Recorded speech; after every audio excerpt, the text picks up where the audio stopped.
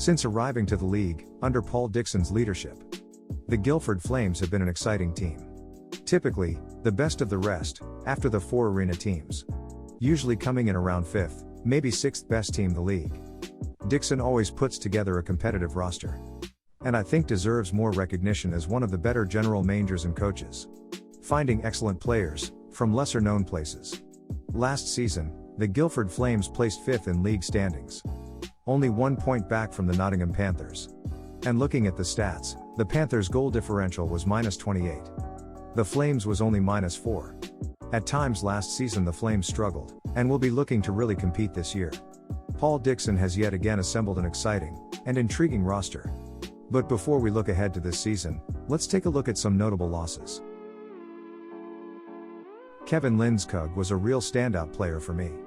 Yes, he had positional issues, often out of position, and having to make real stretch saves. However, he was really solid for them in net. He played so many games for the Flames, and gave them a chance to win every night. His talents will surely be missed. On the back end, Jamal Watson departs. That was a big loss for them, after having a really incredible year, particularly offensively. And losing a guy that can play both forward and defensive positions hurts. Spencer Trapp also moves on. That really surprised me. I thought the Flames should have tried to keep him around. I really loved his physical game. When it comes to the forward group, they lose Flames legend John Dunbar, who moves on to the Clan this year. Although an excellent player, I did feel he had not played to the same standards the last couple of seasons. And I think it was time to move on from both sides. Another Flames legend, Ian Waters departs the club. I felt like he had a down year until I checked his numbers and realized that was not the case. Losing a player with his consistency offensively hurts for sure. And lastly, Chris Jerry moves on to the Clan. Perhaps outside of Watson, I think this is the biggest loss overall. Not necessarily for what he brought last season, but I really love his game, and I think he could be set for a big breakout season. I think he has all the tools to do some real damage in this league. So let's now take a look at this year's roster. In the crease this season, the Flames have Eamon McAdam and Taz Berman, with Adam Long as the third string goalie.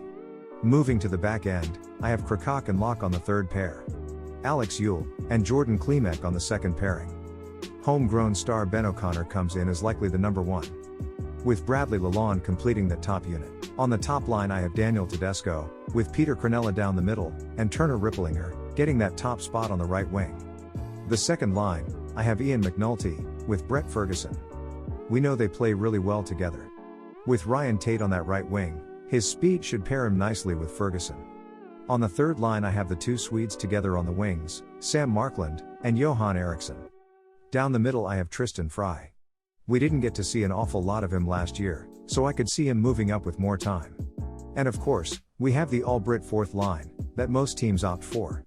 Robert Lahovich, Owen Griffith, and Morgan Clarke-Pizzo getting a shot at a regular roster spot. Now let's go through this roster in more detail, and see how it looks. Eamon McAdam comes in as the starting goalie for the Flames. He has had a really impressive career to this point, with 113 games played in the East Coast Hockey League, and an even more impressive 55 games in the American Hockey League across 6 years. Although his save percentage stats come in just under 900 in the American Hockey League, his goals against average is a respectable 2.98. And for a young goaltender to have played as much as he has at that level speaks volumes. He has had quite the career to this point, and is only 27 years old. He is still very young, especially for goaltender, and we could see a breakout year for him with the Flames. Taz Berman comes in as the number 2. He will make his professional debut with the Flames next season, and comes in as a bit of an unknown commodity. He has had a couple strong years in the U Sports League, but also a couple where he has struggled. He has also spent time in the Western Hockey League, which again has been a mixed bag. At just 25, it will be interesting to see how he performs at this level, although I expect to see McAdam get the lion's share of starts. Rounding out the goaltending position is Adam Long. I am a bit disappointed to see that he is not on a 2-way contract with a minor league team. My guess is because of the homegrown roster spots, Long will have to dress as a backup to make the numbers work. Elite prospects will tell you Long has played just 4 games in the past 2 years. However, this isn't accurate, as his game time across the last 2 seasons is 72 minutes total. Just over 1 game in real time over 2 years. This is one of those situations where the homegrown roster quota actually hurts British development. Because Guildford have to sign him, and stick him on the bench, rather than him getting actual game time in the minors. However, that is a discussion for another day. For now, Long rounds out the goaltending, but I can't really comment on his game, as I just haven't seen it. I thought the Flames' blue line was pretty solid last season. Whether it has been improved or not has yet to be seen. I have Michael Clarke on the third pair. We didn't get to see too much of him last season, with him joining the Flames mid-season. But he impressed enough to earn another year with the organization. I liked his defensive game, and he is a player that can step up in some big games, 2 points, in 4 playoff games, including a big goal. I have him paired with Kyle Locke. I really like Locke's game, a big physical defenseman, that plays that style that teams need on the back end.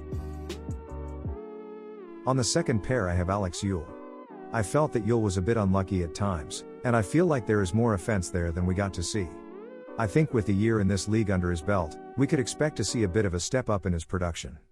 Rounding out the second pair is newcomer Jordan Klimek. I really struggled between Klimek and Lalonde, who is on the top line, and who gets second line. At 27 years old, Klimek is still young, and he has had a decent career to this point, with a couple of seasons in the East Coast Hockey League. Dixon described him as a guy that can handle all kinds of situations, offensively and defensively. Perfect for the top 4. On the top line we have British legend, Ben O'Connor. Last season he joined the Devils, but it was clear there was not a good fit there. When there is a fit, Ben O'Connor can be an outstanding offensive blue liner. With the Devils he was number 2, behind Matt Register. And it just didn't work. He moved on to the Erste Liga mid-season, and was fantastic. In Guildford, he will get the top spot on the power play, and be the number 1 blue liner. And I think he has the ability to light up this league offensively. Rounding out the top pair I have Bradley Lalonde. We don't know too much about Lalonde, with only 28 games at the pro level. But at age 25, he is primed to have a breakout season. Standing at 6 feet 1 inch, and weighing 216 pounds, he is a decent size, and we know that he can dish the puck. I could see him being on the second pairing, to spread some offense out throughout the lineup. But I think pairing him with O'Connor, will really give them both the chance to flex some offense. Right, let's talk forwards. On the top line, left wing spot, I have Daniel Tedesco. He has largely played in Italy through his pro career, and put up some good offensive numbers. This is low-key, an incredible player. Let's compare him to Glasgow Clan's Steve McParland, as they both played for Fossa in the Alps Leagues last year. McParland, who is the Clan's big signing, had 63 points. Daniel Tedesco had 68. I think he will bring some real offense to that top line. Down the middle I have Peter Cronella. I don't think there is too much disputing that Cronella will likely be the best forward for the Flames. At 25 years old, they are getting him at a really good age. Last season he put up 27 goals, and 23 assists, for 50 points in 51 games, in the East Coast Hockey League. At almost a point per game in a comparable league, and primed to improve this year. He also played 9 games in the American Hockey League, which is much more competitive, and scoring 2 goals in that time. Rounding out that top line, I have Turner Ripplinger on the right wing. Some may argue that he should be lower in the lineup, but at just 24, I think he is going to have a breakout season. He has excellent passing ability, and that will pair nicely with Tedesco and Cronella's goal scoring. On the second line I have Ian McNulty on the left wing. He is listed as a center, but I think he is much better suited to the wing.